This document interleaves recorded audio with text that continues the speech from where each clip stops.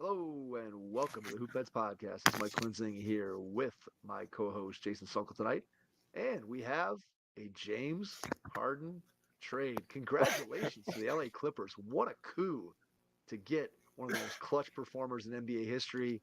A guy that is just—he's a great teammate, such a quality person that you want on your team. Congratulations, kudos to the Clippers. Did you see the video of Lawrence Frank and Steve Ballmer congratulating him in the tunnel? That was awesome, man. And then Russell It was Westbrook awesome. looked like he was thrilled to see him in the locker room. Russ couldn't wait to jump up out of his stool and give James Harden a huge hug. Man, the Clippers got to be pumped, man. That's all I can say. Well, James Harden's first word as a Clipper in was it crypto? I don't even know what it is now. Is the I don't even know. Anyways, It's still was crypto, I think. what's up, guys? So he said when Ballmer walked up, Ballmer's like his head's red. He's so excited. He's so red. He was going to do his Microsoft dance. And Harden goes, "What's up, guys? Listen, I don't know if you Oh, saw. I don't know if you saw the tweet I sent you, the appropriate one, not the inappropriate one, about I don't know. Brian I don't Windhorst's know. tweet. Did you play? Did Oh, you listen to the Brian Windhorst tweet? no, I don't think so. All right, here we go. I'm gonna You know, play it you because know, I you know think. my, you know my Twitter got hacked, right? My Head Start Oh, basketball Twitter got hacked. It got taken over by Nick Crypto 00, and Twitter refuses to do anything about it. So it's gone. good job, Elon Musk. Thanks, buddy. I Yeah. was wondering if you just canned it because of the Hoopheads podcast Twitter. You were trying to. It No, was too hard to handle. Like, no, it was not. It just got the Head Start basketball Twitter got stolen. So okay, well I have no idea here. how I to get sent this that. to. I've been sending everything to Hoopheads Pod because I noticed that. Here's what Brian Windhorst said. It's a 30-second clip, but I think it's good about what Harden should do when his career is over. This is James Harden getting what he wanted. He is undefeated. And I'm even going to go back to when he got traded from the Thunder and he got his max contract in his own team with the Rockets. He is undefeated in 4 trades in his career. We've seen guys like Hakeem Olajuwon at the end of their career, basically go into a side business training NBA players. I'm serious. When James Harden's career is over, he should open up a consultancy where he advises players on how to get traded because he's untouchable. And I'm not saying this tongue in cheek. He gets exactly what he wants when he wants under his terms. Victory today for James Harden. Oh, this is So James. that's Brian Windhorst saying he should open a consultancy firm on how to get people traded. Your take, Mike. I mean, Wendy's not wrong, I guess. I just, again, I'll go back to the point that I've made over and over and over again. I don't understand why anybody would want this guy on their team. Now, the arguments that I don't know if have you listened to any of the analysis of this trade from people? Mike, I have not. I mean, I guess the only thing I've done is listen to that part. I've listened to Chris Broussard's unfortunate statement today, which I'm not going to repeat on the air. Um, uh, and then I've read Woj's tweets basically saying that about all the details, but that's the amount of. I will say, I think the Sixers are way better than they were. Now, by way better, I mean now they have pieces that are actually going to play basketball because Harden's been sitting on his butt. But I think the Sixers are clearly the number 3 team in the East, especially with how the Cavs have started. I think the Sixers are now the 3 team in the East theoretically, right? Would you agree with that statement? The Sixers are better addition by subtraction. And the pieces that they brought in, I'm not sure how important any of those guys in and of themselves are going to They be. got a It Morris certainly gives brother the though. Clippers. They got a Morris They brother. did. They did, which usually that's a death knell right along there with James Harden. I would have put them in the similar class. I think probably James Harden has eclipsed the Morris brothers as a team cancer. But I do think that Philly has added some depth. I mean, there's a lot of talk that Covington may end up being a starter. Batum has still been a guy that has been able to contribute for the Clippers off the bench. The big thing for Philly is you get Harden out the door. They didn't take in any contracts that are going to get in the way of what they want to do next summer, which is to have cap space. We know Daryl Morey is going to be out there chasing whatever the next free agent, the next star that he's going to try to trade for. And guys that Philly got have contracts that will enable them to be traded at least until I guess next CBA kicks in, where then you can't aggregate salaries to trade them for a big salary. So I'm not sure exactly how that rule impacts what they can do, but I know in this season that they could still probably move some of those contracts if a guy becomes available. So I think for Philly, it's addition by subtraction. I think with Philly, the thing that you worry about is what you always worry about. What's Embiid's health status, and is he going to be at his best come playoff time? That doesn't really impact whether or not they're the third best team in the East. I think if Maxey continues to play the way he's played over these first couple games, then certainly Philly has the capability of being the third seed in the Eastern Conference. I don't know if the Maxey, I mean, I think he's shooting something like 56% from three on like 8.5 attempts per game. So highly unlikely that he's going to continue at that level for the rest of the season. But certainly Maxey is a guy that is a good player. He's potentially an all-star type player this year. And when you have Embiid playing at a near MVP level, which we assume that he's going to do as long as he's healthy, those two guys plus the depth that they have, I think puts Philly in a pretty good situation. What the Clippers side of it, which I guess I understand it, basically is that Harden is a guy who doesn't really get hurt that often. And he's a guy who you can just throw him out there. And if Kawhi and Paul George are hurt, then Harden can kind of be like that middle relief pitcher that comes in and just kind of chews up innings for you and allows them maybe not to fall into a situation where they're going to be in the 7, 8, 9, 10 playing range. But instead, if one or both of Kawhi and Paul George are out there, you can still then run your Harden-centric offense and win games in the regular season, which I mean, Mike, let's all joking aside about Harden, like theoretically, if Russell Westbrook can harness some kind of positive energy, and you trot out there Westbrook, Harden, Kawhi, and Paul George, like that's not a terrible theoretical lineup, right? I mean, if right. fifth But I play, mean, look, it's a if you get the theoretical best once version, again. right? It's a theoretical. If you get the best version of Harden and Westbrook, I mean, clearly, look, those two guys have each won an MVP award. So you look at what Harden's done over the last 10 years, what Westbrook's done throughout his career. I mean, those guys are super accomplished players. I've never said that Harden doesn't have tremendous stats. It's not that he's a guy that has never played well. He's played really, really well in the NBA. I just don't understand why at this point you know how this movie ends already. You know what you're going to get out of him. And I guess if you say, okay, we're the Clippers, this is our last big move.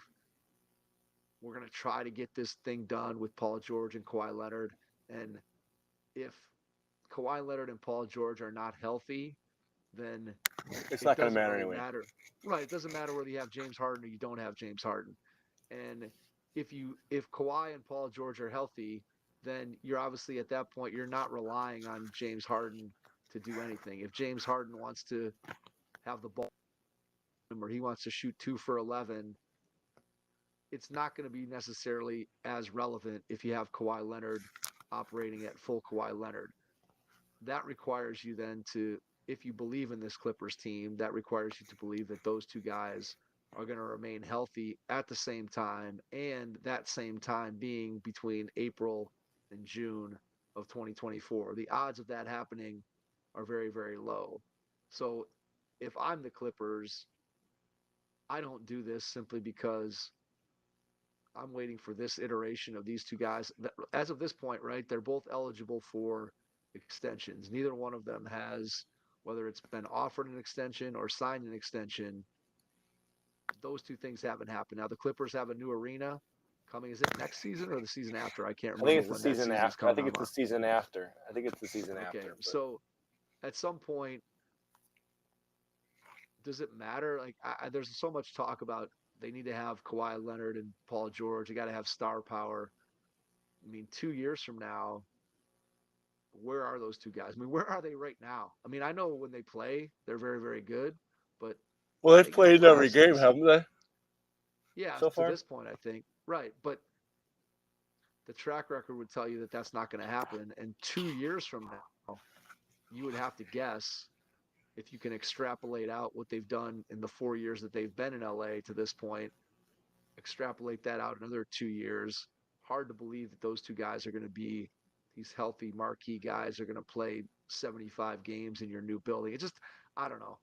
I guess you double down, you see what happens, and if Yeah. you're Steve Ballmer and you got more money than you know what to do with, fine. I just don't understand how, as an organization, whether you're an owner or you're a GM or you're a coach, why you would possibly want to bring this guy into your culture, into your team environment based on what he's done in the last three places that he's been. So that's number one. And then number two, if you're a player on that team, can you, like, I don't know, maybe, but the way I would look at it, if I was a player on that team, this guy who's coming in, who's quit on three other sets of teammates, and now he's coming in here, and obviously he's a guy who has a very specific style of play, who needs the ball in his hands. And if the Clippers are at their best, I'm not sure you're going to want the ball in James Harden's hands. Maybe he's the third guy with the ball at best. How do players feel like? Do the Clippers go to Paul George and Kawhi and say, "Do you want this? Do you want us to bring this guy in?" And if they're saying yes, I just, to me, I just don't I don't understand that. I don't get how you could want a guy on your team who's already quit on three other teams and three other sets of teammates. It doesn't make sense to me. It doesn't make sense to me. And then on top of that, you have the fact that if we're trying to win a championship, you know this guy's going to be put in big moments and he's not going to come through. He's not come through over and over and over and over. And I just, to me, it's insane. I just don't know why any team, player, GM, owner, why you'd want to bring him in. And I guess I get the argument of he's an innings eater. He's going to just get in there and he's going to be able to take space if these two guys get injured. But if these two guys get injured, it doesn't matter anyway. So I don't know. I'd rather, let's put it this way. There's tons of players I would rather have that maybe have less talent than James Harden, but that I feel could make a bigger contribution to winning as the third wheel in the Paul George, Kawhi Leonard triumvirate with the Clippers. Harden would be, I mean, I don't know how far down the list he would be, but he'd be pretty far down the list. Got it. He'd be pretty far down the list. You know what I'm saying? I just Yeah. don't get why would somebody bring him in? I continue to just be baffled that people think that this is a good move. I don't get it. I don't get it. If I was grading this trade for the Clippers, it's an F. I mean, it's a flat out F. Yep. F Rooney, as I tell my students, an F, big fat F Rooney. All right. Yeah, I don't think. Listen, the theoretical Clippers are good, but I just don't have any confidence, as you said. Like, they haven't been able to prove it, like that these guys are going to stay healthy. If James Harden is the captain of your ship for an extended period of time, and by extended period of time, I mean like a 2 or 3 week stretch, you may as well run into an iceberg. Sorry, Titanic people. That might be that's not a very nice reference. I mean, come on, that was 1912. You're hearing the siren song of the mermaid. The mermaids are singing to your boat. Let's put it this way. Yeah. What's the harbor in LA called? Is there a harbor? The sirens on Manhattan Beach. Alcatraz. I know. Well, that's San Francisco, Alcatraz right? is in San Francisco. So I'm trying to think of what's the Bay. I don't know. What's the Bay. What's the port? Listen, I've never been to LA other than I flew through LAX once. So that's the only time I've been in LA. So. All right. Well, in Manhattan Beach, the sirens are singing over on the beach, and your ship is going to crash into it. Let's put it that way. Yeah. All right. This is a developing situation, Mike. Developing situation in the Suns-Spurs game. They're having major clock malfunctions for the third time in the last 10 minutes. It just won't. It won't work. Come on, Ishbia, get it together, man. Get your technology in order. Suns are up 19. Anyways, all right. Okay. So are we closing the door on this Clippers. Yeah, Sixers. let's Okay. close it. Let's close All right, it. so we're gonna start off with our discussion, our draft results from the first week. And right now, Mike, it's close. Right now, with the Cavs game in place, I have 32 points, and you have 31 points. All right. So nobody's running away with it at this point. No, I'm looking like I'm gonna get um I'm gonna get two. I'm gonna get two tonight. Looking like here with this game, the results of this game is looking like I'm gonna get another point for Phoenix and another point for the Spurs. I have Magic losses, and you have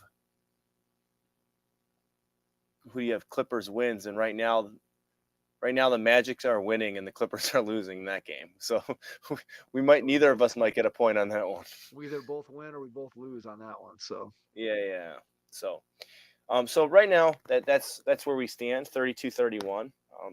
It'll definitely be adjusted before the night is over, but I guess the way we're going to talk about this is we're going to talk about what are our biggest surprises, positive and negative, and then we're going to talk about the teams that are where we think they are. And we're not going to talk about all 30 teams, but we are going to cherry pick them. And I think let's just bounce back and forth. You give me something that's caught your eye. I'll give you something that's caught my eye. Okay, And here you go. I'm going okay. to start with a team that is worse than the Cavs right now. The Memphis All right. Grizzlies are 0-4. I understand that Ja's out. I understand that. I mean, Steven Adams was a part, but we can't hang this on him. The fact that they started 0-4 and it hasn't. None of the games have been particularly close, right, Mike? Like, if I'm not incorrect. The results of their games so far, they have lost to the Pelicans 111-104, the Nuggets 108-104, the Wizards 113-106, and the Mavericks 125-110. So I guess you could look at it and say you've lost to three pretty good teams, but unfortunately you have mixed in a loss to the Wait, didn't you Washington just? Wizards. Oh, I was gonna say 3. I was really confused there because I thought you were calling the Wizards good, and No, I was I'm really saying you've lost to three pretty good teams, and then you've mixed in, unfortunately, a loss to the Wizards, which if you're trying to debate or tell me that, hey, we're close, we're playing good teams, we're right there. No, when you lose to the Wizards, that is not a good sign at yeah. all So for the you Memphis have to be Grizzlies. concerned. You have to be concerned if you're a Grizzlies fan. They're traveling to Utah tomorrow, so who knows where that's going to end up? Maybe they're going to have another loss, but I just think, they got to ride the storm out with Ja being out, and they got to figure it out. I mean, what are they going to do? I mean, I think the big where are thing they with going to get their? Memphis is they can't rebound. I mean, the team can't rebound, which Oh, what does that sound here in like? Cleveland, here in Cleveland, we have a similar issue, but when you take Steven Adams out of that mix, and he was clearly, if not the best offensive rebounder in the league, one of the best offensive rebounders in the league. And then you take and combine that with Jaren Jackson, who is one of the worst defensive rebounders for his size in the entire league. You take out Brandon Clark with the Achilles, and who knows if he's even going to be back at all this season. I just think Memphis, I don't know. I look at their team, and I don't know how they generate a ton of offense. Desmond Bane's a good player. He's averaging like 25 a game, I think, this year, but he's not a guy who's going to create a ton for other people. And I just think that with the team that they have, which is interesting because if you go back a year or two, there was a lot of talk of Memphis almost has too many players. I remember hearing that conversation often that, wow, they've got so much depth. They got too many guys. They can't play all these guys that are worthy of being in the rotation. And now you look at it and you're like, I'm not really sure how good Yeah. any of these guys really are. And yeah, Memphis is in trouble. And then you combine that with the fact of that Ja article that was written where it seemed like there were some real concerns that he's not past the things that he's been suspended for, and who knows where that ends up. but you go back to pre this whole story with John Morant and just how he was kind of being set up to be the face of the league, and rightfully so when you think about his style of play and just the way that he passed the ball and what at least the perception on the outside was, man, this guy's such a great teammate. He's unselfish, doesn't care about anything but winning, and he's electric in the way he plays. He jumps out of the gym, the dunks, everything. And you look at where they sit now, and I'm not sure that the foundation is as strong as they thought it was, even when you start looking at without Ja. Now, again, you take the best player off any team, and good luck with what you're going to get. But I think Memphis has some inherent problems that they're going to have to deal with this year. Rebounding being, I think the biggest thing is just being able to get on the boards and rebound, and they're gonna be in trouble, especially in the West. Like 0-4 in the Western Conference, which is good as these teams are, you lose this many games early, and that's something it's gonna hurt you as the season goes along. Even if you kind of right the ship, losing 4 in a row out of the gate is not a good sign for Memphis. So yeah, definitely worse than expected in Memphis. Okay, you go ahead, pick a team. I have a feeling you're gonna pick the other one. Yeah, go ahead. I'm gonna pick the Cleveland Cavaliers because tonight against the New York Knicks, They're soft, Mike. Right? They're soft. They are totally soft. I just feel like when I watch them play, and I don't even know soft.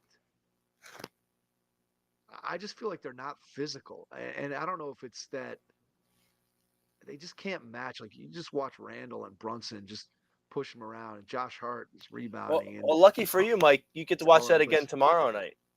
I know, back to back. Look, I just feel like they don't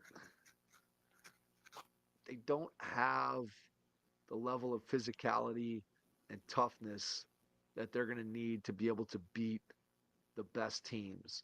And I don't know if that's a mentality or that's simply a product of your backcourt is two small guys. And look, Donovan Mitchell is built like a tank and he's a great athlete, but he's still only 6'1" or 6'2", whatever. He's 6'1", and Evan Mobley, probably to be at his best, has got to put on 30 pounds of muscle. He just gets pushed around way too much. And don't get me wrong, he still has tremendous timing as a defensive player around the rim, blocks shots, does a ton of good things, but he just gets pushed around by guys that are bigger than him.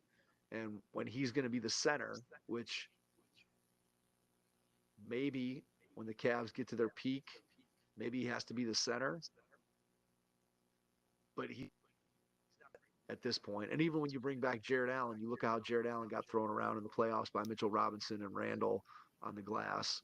And I'm not sure that he rectifies that problem. I do think he makes their defense obviously a lot better, but I just have concerns about this team, their toughness, their just physical size.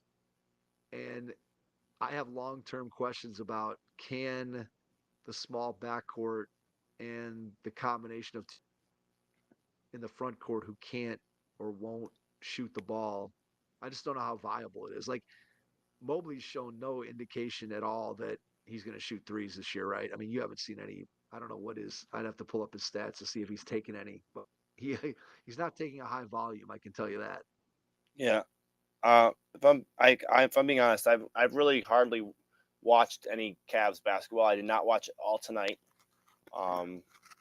I watched the first game.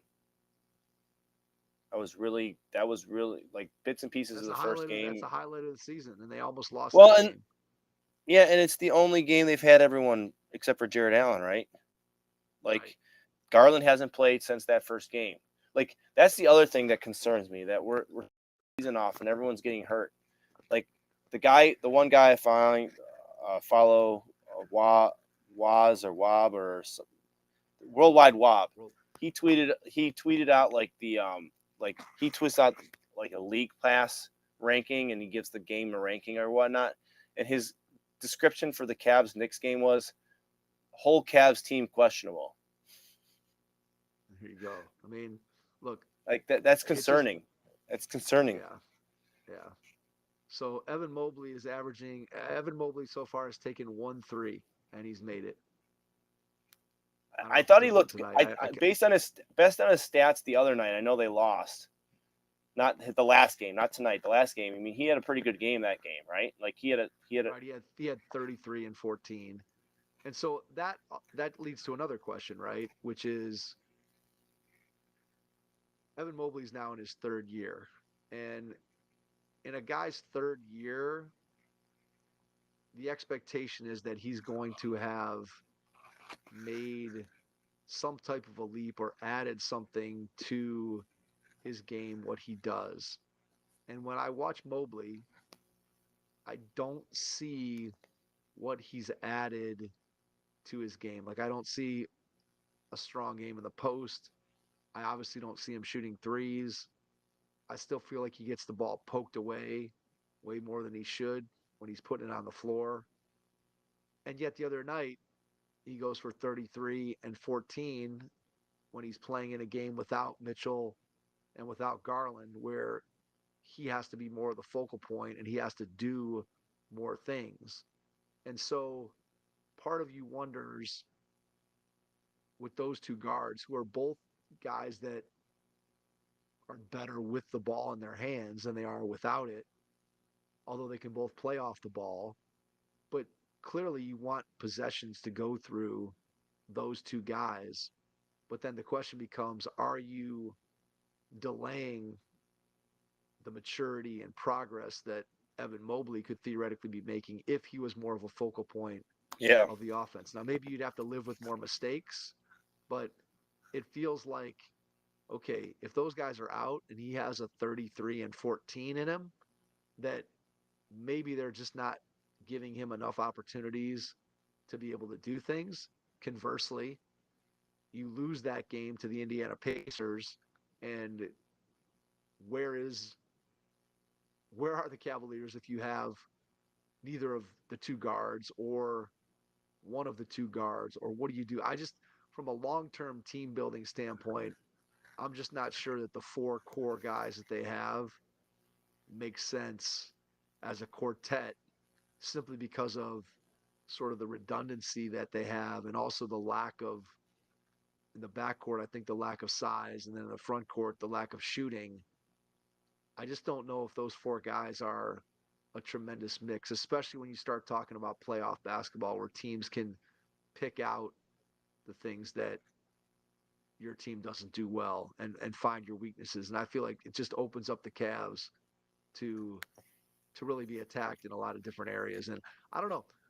I don't know if where Mobley would be if he had more opportunity to just go and play and do things. And he's got to be better. I mean, he's got to be better. And I don't know whether that's him, whether that's the situation, whether that's what it is. But I've said it all along. This team's never going to get to where they need to go unless Mobley's your best player, and they are a long way, at least in terms of the way they play when they're all healthy. They're a long way away from Mobley being their best Yeah. player. And that being said, going into tonight, he was averaging just a shade under 20 and like 12 rebounds. So I don't know. I want to see more. I want to see more from him, and it's going to be interesting to see what happens with this team. If Garland's injury doesn't heal up and Jared Allen misses a couple more weeks, and all of a sudden this team is 4-12, already the national about Donovan Mitchell and that he wants. They were doing out. that before the season started, though. Right. So I mean, but I think the rumblings get louder if that happens. I don't know, man. I like Mitchell. I like Garland. I'm not sure for the long term that I want that to be my backcourt. I'm really not sure. I don't know if you can win. I'm not sure I wouldn't explore what's out there. What about the other piece of Cavs news that happened this week? Miles, minority owner. Yeah. Minority owner. Nice. That's cool. There you go. All right. Yeah. Max Strus has been Max Strus. I mean, he was terrible tonight. I think he was 1 for 7 or 1 for 8 from three. But in the first, he's been pretty good. Positive. Yeah, he's been Yep. a positive rebounder. He's the one guy that's kind of rebounded the ball, especially at his size. He's been a good pickup. So I guess you really can't judge this team until you get all the pieces back on the floor. But I have things that are concerning to me about the way that they play and their toughness against good teams. I'm just not sure it's there. So All right, the next team I want to talk about, Mike, is the Celtics. okay. They look pretty solid, Mike. That was to leave it. They I think yesterday they were up 40-12 on the Wizards at one point. Um, I think they ended up winning by 20. But they're just solid. They're a really good basketball team. I think what's going to be interesting to see is how they continue to play with their lineups a little bit, because I know that I'm blanking for a second. Their coach, what's his name? Who's that again? Who's their coach? Who's the Joe Celtics coach? Mazzulla, man. Oh, Crazy, Missoula. crazy That's Joe right. Mazzulla. Yeah, he basically said that, depending on situations, we're gonna maybe start different players, and it'd be interesting to see how some of the ego situations. It's early in the season, and they're playing nice right now. Um, you know, kind of the Well, same I situation. mean, at this point, it feels like Horford has just accepted that he's going to be a bench player, and if that's the case, and you're not going to go big, I mean, maybe there's a case where they decide they got to go big, and you start Porzingis and Horford. But I think at this point, Horford, at least in the regular season, I think he's going to be okay with coming off the bench. And then you look at the rest of their guys. There was a little talk after I think game one that Jaylen Brown was just kind of standing around, and then he had two big games in their last two games, and Porzingis has just fit in perfectly. Whether or not he can stay healthy, who knows? But that dude can shoot. I've always liked him. I know you've been kind of maybe a little more lukewarm on him than Yeah, I have, but when that guy's played, I feel like he's been a really, really good player. I mean, he can shoot it. He's maybe not as mobile as he was when he was younger before the leg injuries, but he can still put it on the floor and do some decent things with it. And he's just so big. I mean, he's just the dude's like 7'3", and when you have that guy outside the 3-point line shooting the ball, the Celtics are going to be good. I mean, the Celtics, I think when you look at the Eastern Conference, maybe you can say that Milwaukee has the two highest watt stars, but I think the depth, the top six, Boston's top six, and I guess, I don't know, Pritchard maybe is their seventh guy. I'm not sure their depth. So if one of those guys gets hurt, maybe things look a little bit different because I'm not sure how deep they are. But Boston, to me, the Boston Milwaukee Eastern Conference Finals, if that's the way that it ends up, if both of those teams get to where we think they're going to go, will be should be really pretty good, interesting right? because I think there'd be, yeah, there's just some interesting matchups. Like, I don't think Boston really has a great answer for Giannis at this point. I don't think Horford, at his age, he's always done a decent job, but you got to think that what he can do against him is going to be maybe not as effective as it's been in years past, simply because he's another year older, and Porzingis has no chance of guarding Giannis. But on the other hand, I'm not sure Milwaukee has really anybody to deal with Tatum or Brown. So it'll be interesting. It'll be an interesting series if we get there, which I think that's what most people expect. And I think if those two teams stay healthy, that's what I would think is going to end up happening. But yeah, Boston so far has come out of the gate looking like expected. What everybody thought they were going to be really good. Yep, yep. All right, Mike, you're The Dallas Mavericks. hey, my team. The Dallas Mavericks. And look, it comes down to it comes down to one guy, right? I don't think that there's ever been a question about how good Luka is, but these first three games have kind of told the tale of Luka Doncic as a player. So he's currently averaging 39 points a game, 11.7 rebounds, 9.7 assists. And he's been, look, people have been saying for years that if this guy gets to potentially where he needs to be, and he's in shape and he's playing to the best of his capabilities, that he's as good as anybody in the league. And I think that these first 3 games bear that out. I mean, he's shooting 55% from the field. He's shooting 48% from three, which he's kind of always been a maybe not as great of a 3-point shooter as people thought, but he's been fantastic in these first 3 games. And I think when you look at the rest of what they have around him, it makes more sense. The Kyrie piece, I mean, he's played 2 out of the 3 games. He's been okay, I would say, at this point. Not great, not terrible, but he's been okay. And it's more the other guys around Luka that have been productive. I think the Derek Lively thing has been sort of, I don't know if a revelation, but he certainly looks like a guy who, as a rookie, is going to be able to contribute and play. And unlike some of these other teams, I feel like Dallas has a bunch of different guys that they can go to who maybe aren't great, but they just have a lot of different places that they can turn and guys they can throw out on the floor that can do stuff. And so if Luka continues, obviously, I don't think he's going to average a 39-point triple double for the rest of the season. But If he he is, continues if to he does, play, he's an MVP, right, Mike?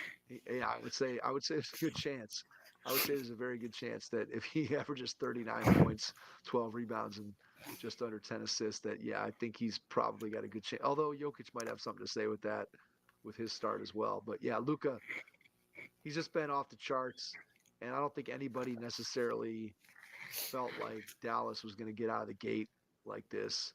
But it all comes back to Luka's been fantastic, and he's getting contributions from the other guys on the roster. And if that happens, we've seen what Luka can do in a regular season. We've seen him play at a super high level in the playoffs. You just have to put the right team around him, and it'll be. I mean, obviously, the key to their team long term, I think, is where does Kyrie fit into this whole thing, and can he stay healthy and stay out of harm's way, for lack of a better way of saying it. But if you're a Dallas Mavericks fan, you got to be encouraged by the start. Yep. All right, you want to do one more each, Mike? Does that sound good? One more each. Sure, that sounds good. Okay. I'm gonna go with the Warriors, Mike. Okay. I think the Warriors look pretty good. Steph looks good. Chris Paul coming off the bench, he's accepted the role, seemingly. It's the right move. I mean, why? It's the right move You for don't want him 100%. and Steph out there. Yeah, you don't want him out there. You want him. You want him managing that team when Steph is not on the floor. That's where they've always struggled, is to generate a semi decent offense with Steph off the floor. Steph off the floor. And Yeah. yeah. And so you I mean, put Chris Paul in there, and yeah, makes sense. Steph played 30 minutes yesterday. Chris Paul played 25 minutes. So they obviously had some overlap, but more importantly, it's just like you just look at it and it's like, all right, Steph had 42. And oh, by the way, Clay's not playing right now, right? He's hurt, or are they resting him, or what? Like he didn't play yesterday. Clay's played 3 out of 4 games. So Okay, so they just rest him yesterday. So they rested him. I believe so. Yeah, I think Draymond played yesterday. No, Draymond's out. Why does this say Draymond's out. Draymond Green just played yesterday? Well, I'm looking at. Oh, maybe it does. No, sorry, he did play. Sorry, he did play. Draymond went 6, 6, and 7 yesterday. 21. He's played in 2 games, 21 minutes. Sorry. So, anyways, so it's nice for them to have that. And you just look at, once again, if you look at the depth of this team, like Steph,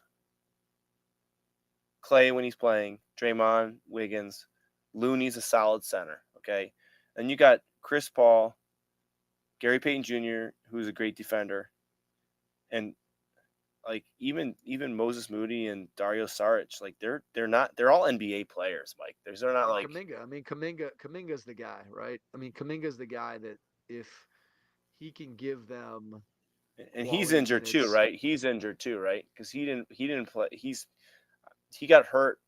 I think he got hurt in the second game, if I'm not incorrect. I remember seeing that. because he definitely didn't play yesterday. So He's got Uh, three games played. He's averaging okay, 22 minutes a it's- game. yeah, so but I'm just saying they have dudes.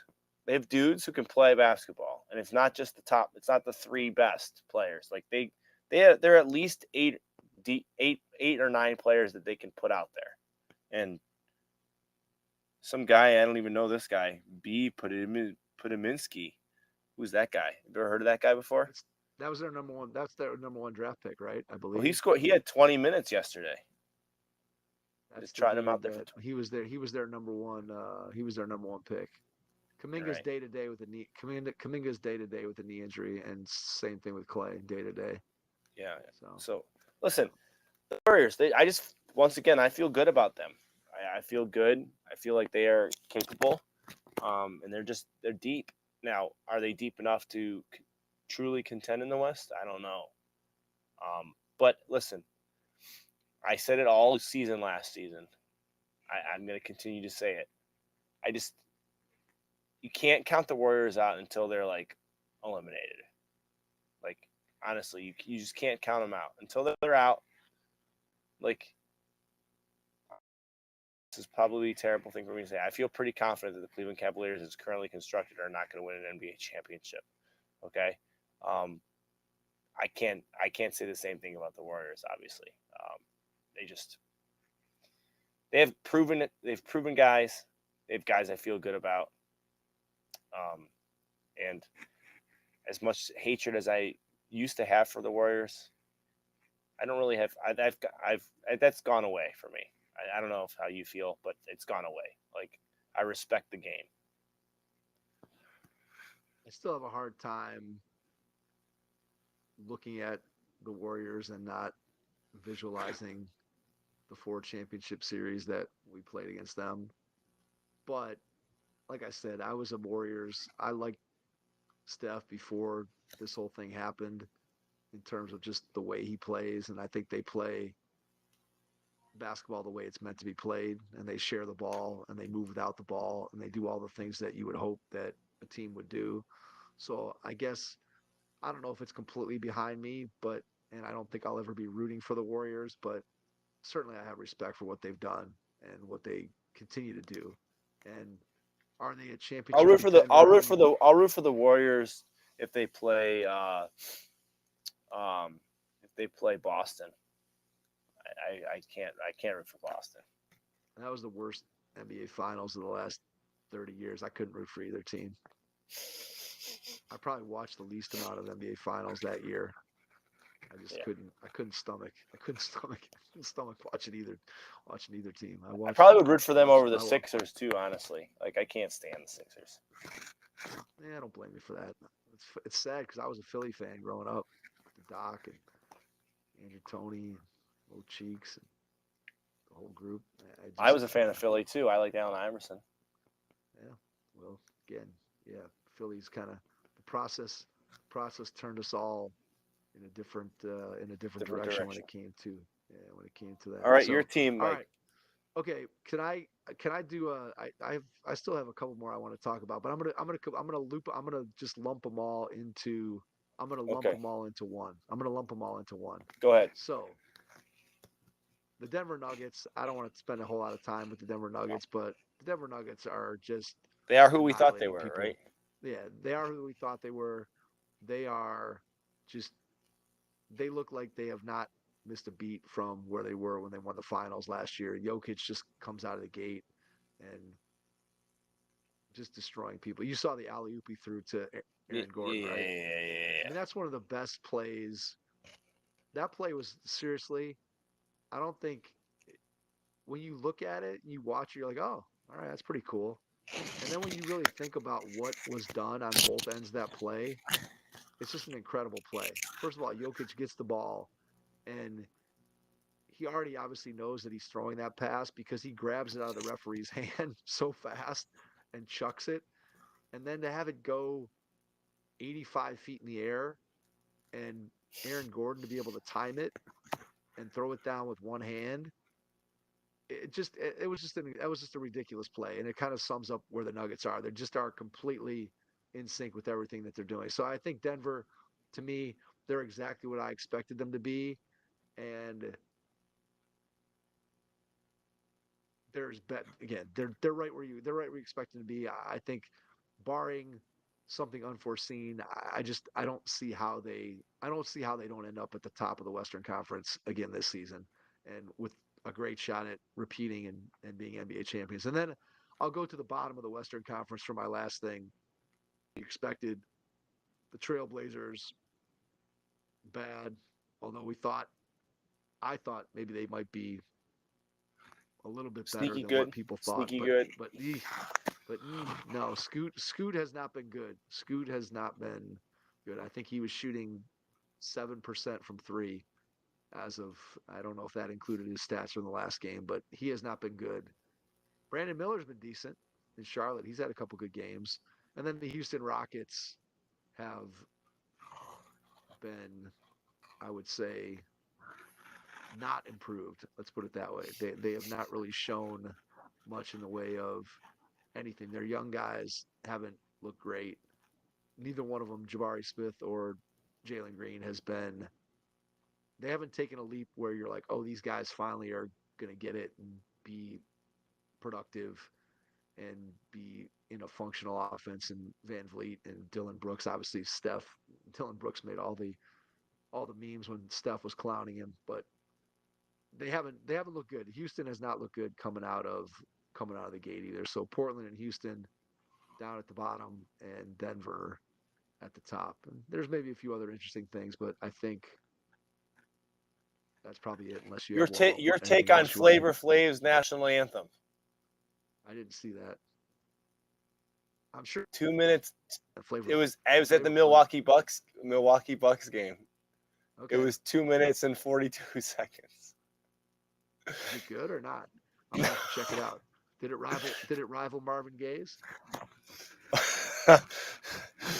No. No. It was not to that level. It's not to that level. No. Hey, you know the magic number right now, right? What's that? 117. Do you know what that number stands for? 117. How many games Zion has left to play? Zion's game? No, that's how many he's played so far in his career. 117. Oh, so he still needs 133 more. Still He's got 3 games plenty in. of time for a He's got potential injury. He's got 3 games in this year, buddy. 3 in. Listen, Getting it more done. power. He's I'm getting happy it for done. him. I'm happy for him. I will be happy if I'm proven incorrect, Mike. I will be happy. I will not. I know. I agree. I mean, it's just like the things that guy can do. He's just. I mean, You just had to loop another he's a team in force here, of- Mike. I know. I'm sorry. Zion is a force of nature, and I just hope he stays on the floor, because if he does, the sky's the limit for what he can be. Because there are very few guys physically who can do the things that the things that he can do. There aren't many guys that can do them. So it's been good to see him on the floor. Hopefully he can stay there. I think I feel pretty confident he's going to play more games than Ja this season, though. So I feel like that was another Yeah. discussion we had, right? I mean, Yeah. I mean, but again, he could go down with a hammy tomorrow. So, that's true. and he hasn't proven his ability to come back quickly from injury either. So if he does go down Well, with anything, He gets depressed and starts going to the buffet. So yeah, that's when he gets injured. it's All right, it's I don't like understandable. Mike. I don't really want to. I think we have to wrap it up talking about the Browns really quickly. I just want to say this: the play calling. Listen, here's what I'm going to say. Yes, it's PJ Walker's fault because that was a dumb pass and there were 2 guys that were wide open. But why are you putting PJ Walker in that position? And then you don't have the wherewithal today in the trade deadline. The best offer you're going to make for a backup like a legitimate backup quarterback, is a 6th round pick.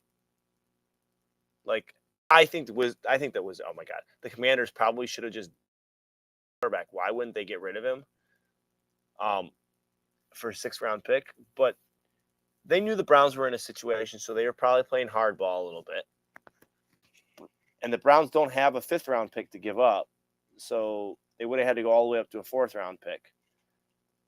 Like, we're really going to trot him out here. Like the only thing I could think is they think for some unholy reason that the artist formerly known as Deshaun Watson is going to make a return at some point. Like, I just don't understand how you could not try to put yourself in a better position. Because listen, they better win this week against the Cardinals, who just traded their quarterback to the Minnesota Vikings. They better win because they got some other bum quarterback in. Because Kyler Murray's not playing this week. I'm pretty sure they already ruled him out. I'm certain. I mean, I don't think he's ready to come back. So if they don't beat Arizona this week, it's not going to be good, Mike. I mean, they should be 5-2 right now. They almost should be 6-1. I could make the argument they should be 6-1. Okay, and the dumb play calling cost them this game. The defense, I know you were not thrilled with the defense in the first quarter. The rest of the game, it was fantastic. And I know the last drive, notwithstanding, but they put them in the defense in a terrible position there. Like, they put them in a really bad spot. But the rest of the game, I thought the defense was great. I don't know, your take, Mike. Go ahead. It was a stupid play call. I mean, there's no question about that. You can't at that moment in the game with that situation at quarterback, why you would ever throw the ball there. And look, I know you could go back and say, well, if they get it, the game, but no, you have to run the ball there. They've been running it. And if you run it, you get to the 2-minute warning, right? Because I think they started that play. That play was run with like 2:03. So it's not like, and I think that probably played into why they decided to pass it because they thought, well, even if we run it, it's going to just run to the 2-minute warning. And so it doesn't really matter if we throw it or we run it on this play. So I think they thought they were going to be able to maybe catch Seattle sleeping. But it was just stupid because even if you run it, it gets to the 2-minute warning, you punt.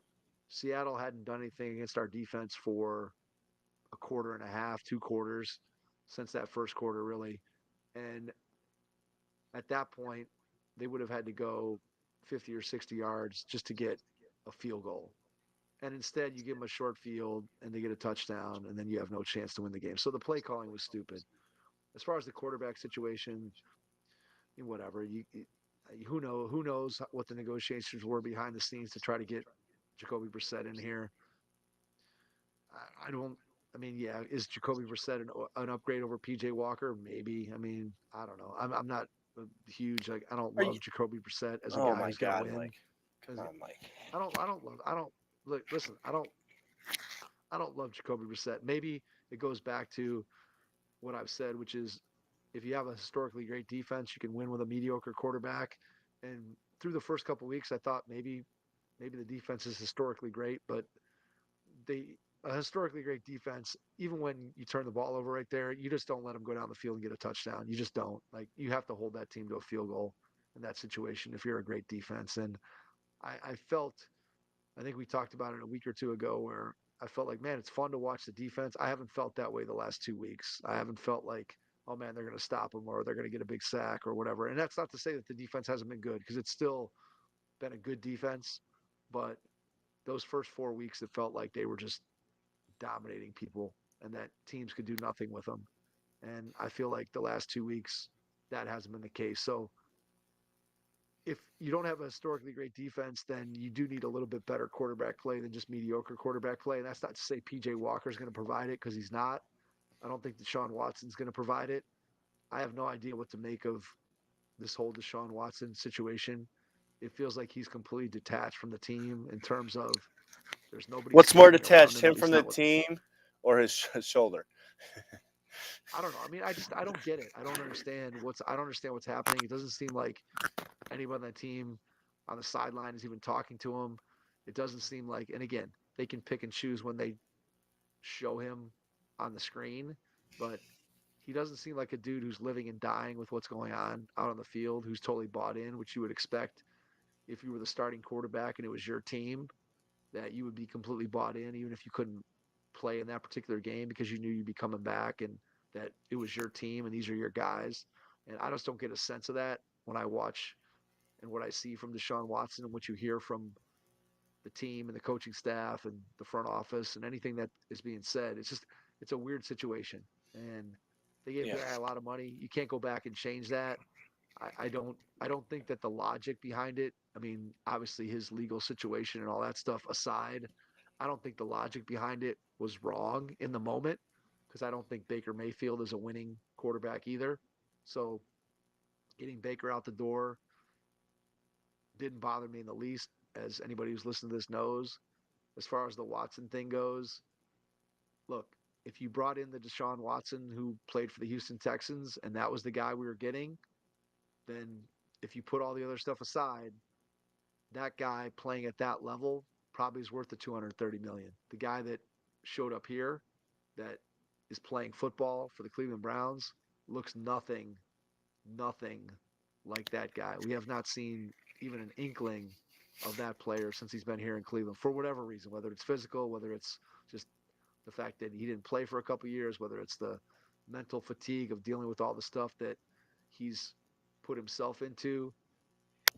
I don't know what it is, but I don't see a path in the quarterback situation outside of suddenly him miraculously regaining his form, and I don't see that happening. We went through the schedule a couple weeks ago. This team should win. They should win 10 games. If they don't win 10 games, I mean, it's a crime based on what their schedule is. And will that be enough to get them into the playoffs? The division looks scary good. I mean, Pittsburgh, I think, shouldn't lose to them again, hopefully. Although Pittsburgh's defense can do enough damage to be able to win games. Cincinnati and Baltimore both look pretty good. So we'll see what happens. Yep. All right, Mike. Anything else tonight? Nope, that's it, man. We're done. We'll come back and maybe hit on some of the other teams that we didn't hit on tonight. There's lots of good storylines here in the first week or two. So I think as we get into it, we'll see some more trends start to emerge. But I think going through and doing it like we did tonight, based off of the looking at the wins chart, the wins and losses chart, I think will be an interesting way to kind of track the season. So Sounds great, Mike. cool. All right, let's leave it there. Thanks to everyone for listening tonight. We really appreciate it. Enjoy week 2 of the NBA season, and we will catch you on our next episode. Thanks.